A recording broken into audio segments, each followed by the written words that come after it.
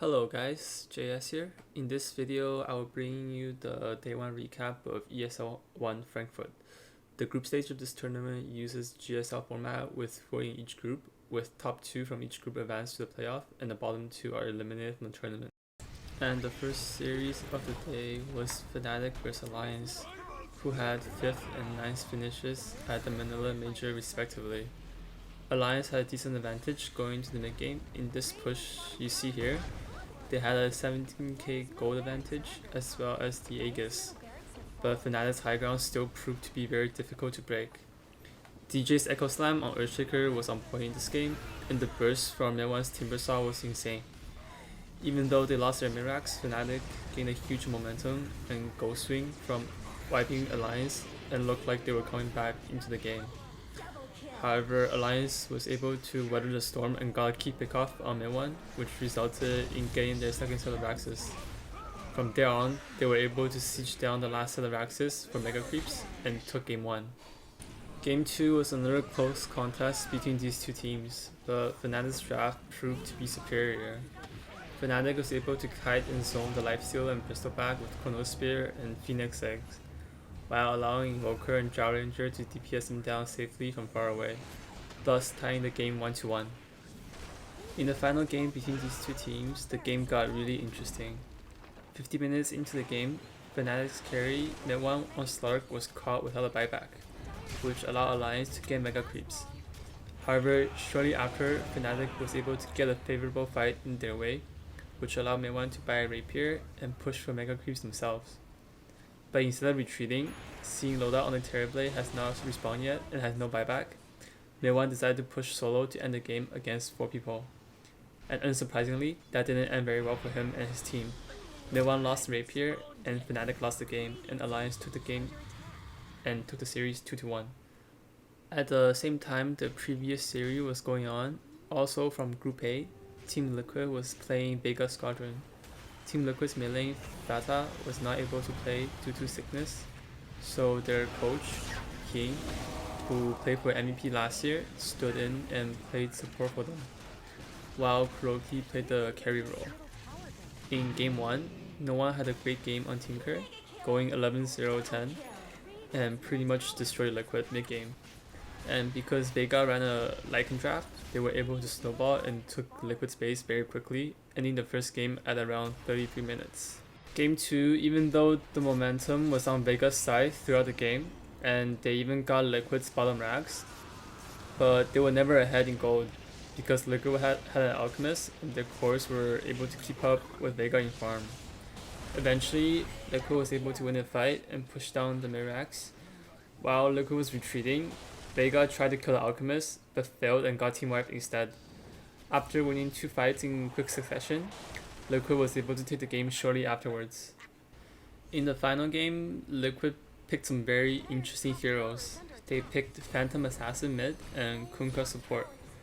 Both have been barely played in competitive for years, and this game sort of showed why.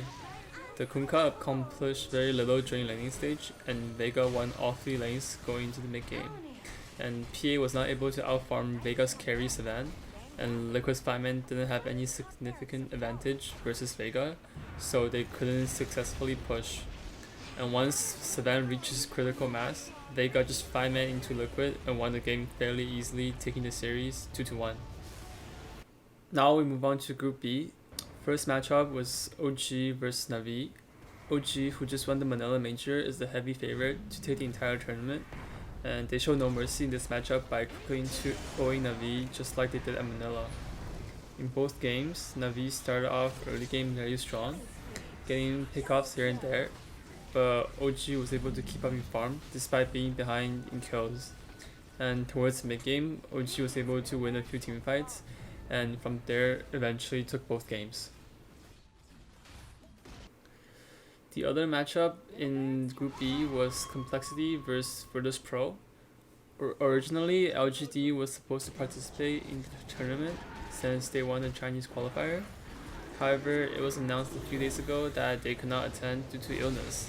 So virtus.pro, who was third in the EU qualifier, became the last minute replacement for them. Also to note is VP's Aloha Dance had visa issues, so Kizu from No Diggity became the stand-in for him. In Game 1, Complexity ran a Lycan draft, and they were able to snowball and mow down VP's base fairly fast and ended the game in 23 minutes. In Game 2, virtus.pro was able to take one side of racks after Complexity took a very questionable fight, which went horribly for them.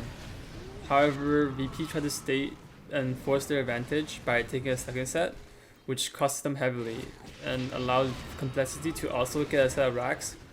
But this time, it is Complexity who overstays their walk home and lost their course, allowing VP to take the Aegis and push for the win, tying up the series 1-1. And for the final game, Complexity was able to obtain a lead early and never fell behind. And thanks to their unkillable Alchemist, who was insanely farmed, they took Game 3 easily and won the series 2-1. Now we go into winners match, and winner of these series are done with the group stage and will be playing the playoff on Sunday. From Group A, we have Alliance versus Vegas Squadron. In Game 1, Alliance once again picked Terrorblade for Loda. He has played Terrorblade 3 out of 4 games so far in this tournament, and just like the previous 2 games, this pick turned out very successful for them. Alliance had a very good early game and mid game, but Vegas showed some strong resistance, refusing to give up. However, the late game teamfights from Alliance was just far superior than Vegas in this game. After 55 minutes, Alliance finally took Game 1. In Game 2, Alliance confidently picked Bulldog's Brewmother into Vegas Axe and Darkseer, which was quite interesting as those are usually considered Brood's least favorable matchups. Bulldog's farm was actually really good throughout the whole game. However, that could not overcome the weakness of the hero, as he could not help his teammate to win his fights. The game was quite even for the first 30 minutes. Alliance was able to pick up Death Prophet, and it looked like they were about to get the mid racks, but the perfect wombo combo from Vegas Squadron turned the game around. They vacuumed 3 people into Static Storm, which set up the Axe Call into multiple dunks, giving him an ultra kill. From that point, Alliance began to fall behind as they tried to stay in the game through their infamous rat tactics. But in the end, that did not work, as Vegas' teamfight was just stronger, and they were able to take Game 2 and tie up the series. In the final game, Alliance tried to go late game with the Medusa pick. However, Vegas' last pick Alchemist proved to be too much for Alliance to handle. He had a 19k net worth and 19 minutes into the game, and Alliance had no way of killing him. Therefore, Game 3 ended rather quickly, giving Vega the win and advancing them into the playoff, which is a huge upset considering they were in a group with Alliance, Fanatic, and Liquid, who all had respectable finishes at the Manila Major, while Vega did not even get to the qualifiers for Manila. In the last series of the day, we have OG versus Complexity.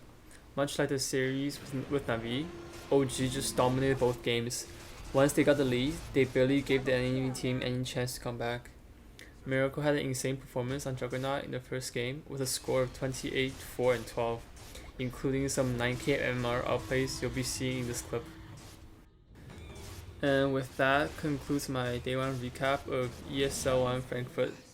Thank you for watching. If you enjoyed my video, please like them and subscribe to my channel if you haven't. Also, feel free to follow me on Twitter and join my Facebook group. Both links will be in the comments below. And I have also uploaded the full game highlights from 2 of the games today. Please check them out. Thanks again for watching, and I'll see you next time.